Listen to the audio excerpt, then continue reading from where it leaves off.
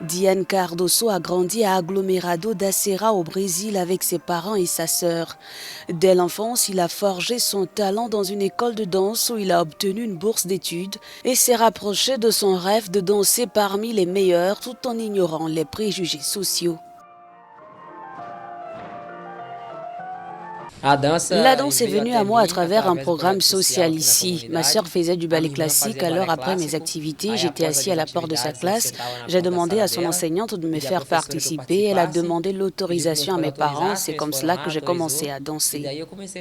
Rien ne le décourage, ni l'association traditionnelle de la danse avec l'élite, ni les railleries du voisinage lorsqu'il a abandonné le ballon pour se mettre à la danse. Mais la danse est devenue une affaire sérieuse lorsqu'il a obtenu une bourse d'études dans une académie située dans un quartier huppé de la ville. Au début, il y avait des amis qui se moquaient, mais comme j'ai été bien élevé, je répondais et me moquais d'eux en retour. Cela ne m'a pas affecté.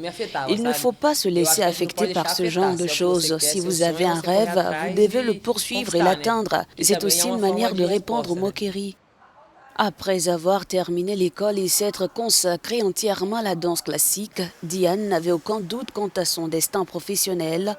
Bien qu'il n'ait pas toujours remporté de concours, il n'a jamais songé à abandonner. Une fierté pour ses parents.